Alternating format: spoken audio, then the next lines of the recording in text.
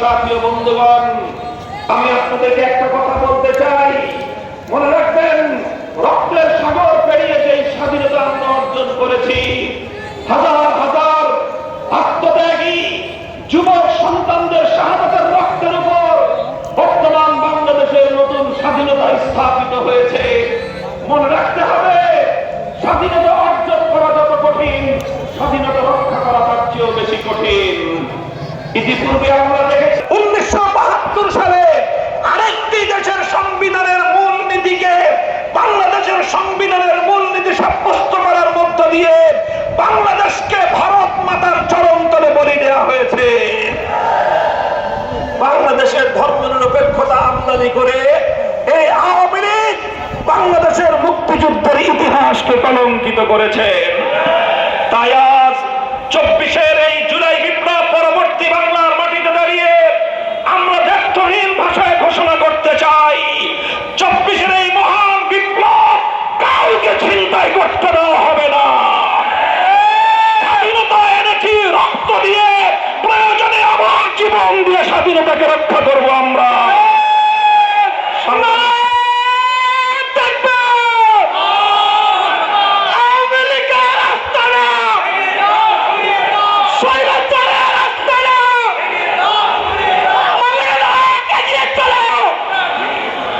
সংগ্রামী সাথী ও বন্ধুগণ, তাই আমরা দ্ব্যর্থহীন ভাষায় বলতে চাই, বিগত 15 বছর শেখ হাসিনা বাংলাদেশের রাষ্ট্র ব্যবস্থা এবং রাজনীতি থেকে ইসলাম এবং ইসলাম পন্থাকে মাইনাস করবার চেষ্টা করে শেখ হাসিনা নিজেই মাইনাস হয়ে গিয়েছে। আগামী দিনে যারাই বাংলাদেশ থেকে ইসলামকে মাইনাস করতে চাইবে, গোষ্ঠী শুদ্ধ মাইনাস হয়ে যাবে।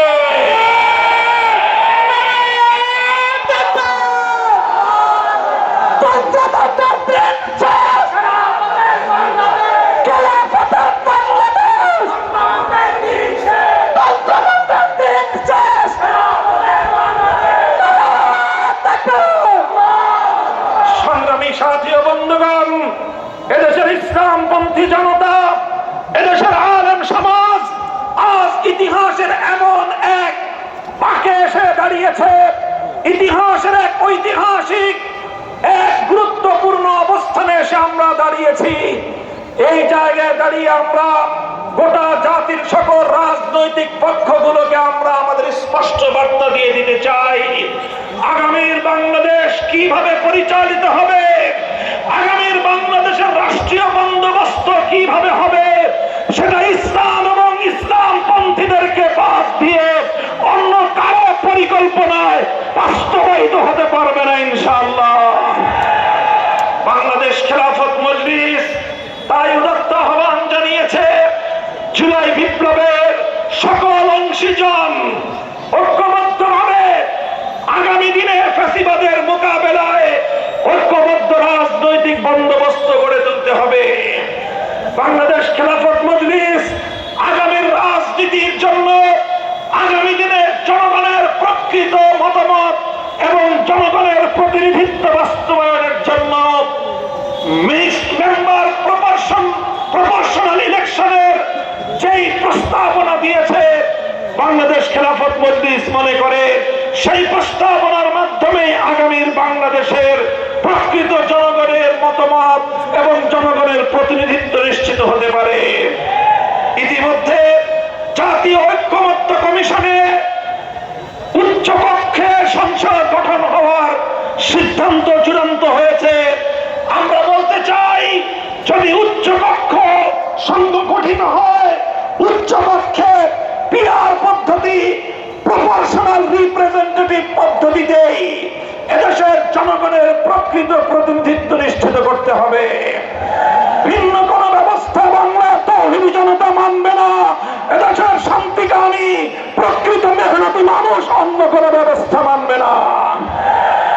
সংগ্রামী সাথী ও বন্ধুগণ, বাংলাদেশ খেলাফত মজলিস টেকনাফ থেকে তেতুলিয়া গোটা বাংলাদেশের 300 আসনে রিক্সা মার্কা নিয়ে এদেশের ইসলামপন্থীদের স্বাধীনতার পক্ষের মেহনতি মানুষের মুক্তির প্রতীক রিক্সা নিয়ে আগামী নির্বাচনে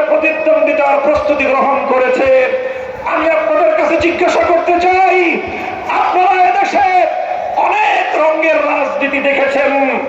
একবার আপনারা দেখেছেন সোনার বাংলাদেশের রাজনীতি, আরেকবার আপনারা দেখেছেন নতুন বাংলার রাজনীতি, আরেকবার আপনারা দেখেছেন ডিজিটাল বাংলার রাজনীতি। এবার আমরা বাংলাদেশে দেখতে চাই ইসলামের রাজনীতি, ইসলামের রাজনীতি।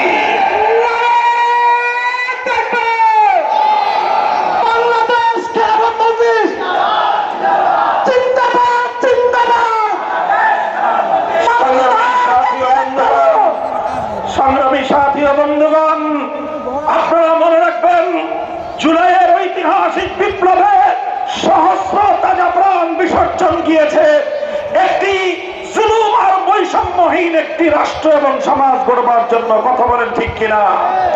হে বাংলার তৌহিদি জনতা, হে বাংলার বঞ্চিত আপামর জনতা, আমি তোমাদেরকে আল্লাহ রাব্বুল আলামিনকে সাক্ষী রেখে তোমাদেরকে বলতে চাই, মনে রেখো চূড়ান্ত বৈষম্যহীন সমাজ যদি গড়তে চাও, মানব রচিত তন্ত্র মন্ত্র দিয়ে সম্ভব নয়।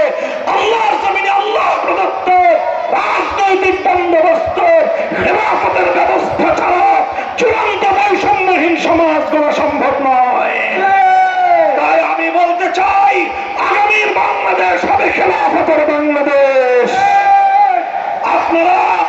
আপনারা খেলাফতের প্রতীক হিসেবে রিকশা প্রতীক আমি আপনাদের জননন্দিত নেতা মুফতি আনিসুর রহমান কাসেমীর হাতে তুলে দিলাম। আপনারা এই রিকশা প্রতীককে বিজয়ী করে আপনাদের প্রকৃত প্রতিনিধিত্ব জাতীয় সংসদে নিশ্চিত করবার জন্য যার যা আছে তাই নিয়ে আপনারা মাঠে নামবেন তো ইনশাআল্লাহ। কোন মার্কা আছে রে? সেই মার্কা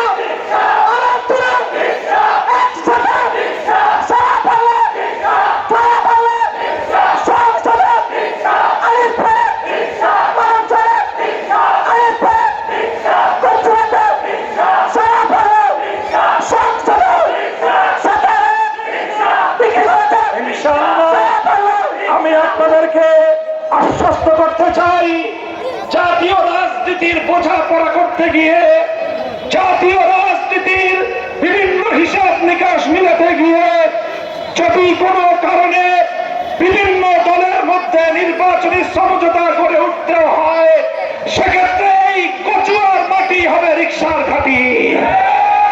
কচুয়ার মাটির জননেতা হবে মুফতি আনিসুর রহমান। সেই হবে দেশের মুক্তিগামী জনতার একমাত্র প্রতিনিধি ইনশাআল্লাহ।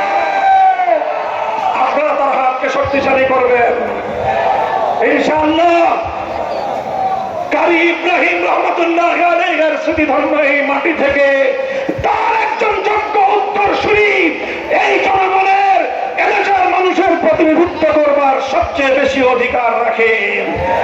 মুফতি শফিকুল ইসলাম সাহেবের পরিবার থেকে মুফতি আনিসুর রহমান কাসেমী এদেশের মানুষের মাটির নেতা, মানুষের নেতা, তৃণমূলের নেতা, জনগণের জননন্দিত নেতা। ইনশাআল্লাহ আপনারা তার সঙ্গে থাকবেন। আল্লাহ পাক আপনাদেরকে কবুল করুন এবং আল্লাহ পাক আল্লাহর জমিনকে আল্লাহর বিধান তথা খেলাফত ব্যবস্থার জন্য আল্লাহ কবুল করুন। হাজার হাজার তৌহিদি জনতা, হাজার হাজার এলাকাবাসী, দেশপ্রেমিক জনতা, আপনারা সর্বশেষ কথা মনে রাখবেন, বাংলাদেশ এবং ইসলাম এক সূত্রে গাঁথা। বাংলাদেশে যদি ইসলাম আক্রান্ত হয়, এদেশের স্বাধীনতা বিপন্ন হবে।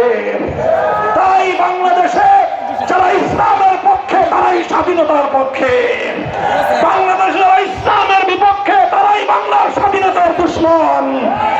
আগামী দিনে বাংলাদেশে ইসলামের দুশমন, স্বাধীনতার দুশমনদের বাংলার মাটিতে রাজনীতি করবার কোন অধিকার নাই, কোন অধিকার নাই। ইনশাআল্লাহ আমরা একসঙ্গে আগামীর সুন্দর সোনার বাংলাদেশ, ইনসাফের বাংলাদেশ, বৈষম্যহীন বাংলাদেশ গড়ে তুলব, সেই প্রত্যয় ব্যক্ত করে আজকের মতো বিদায় নিলাম। ওয়া আখিরু দাওয়ানা আলহামদুলিল্লাহি রাব্বিল আলামিন। সুবহানাল্লাহি ওয়া বিহামদিহি, সুবহানাকাল্লাহুম্মা বিহামদিক, আশহাদু আন লা ইলাহা ইল্লা আনতা, আস্তাগফিরুকা ওয়া আতুবু ইলাইক। সুবহান রাব্বিকা রাব্বিল ইজ্জাতি আম্মা ইয়াসিফুন ওয়া সালামুন আলাল মুরসালিন ওয়ালহামদুলিল্লাহি রাব্বিল আলামিন।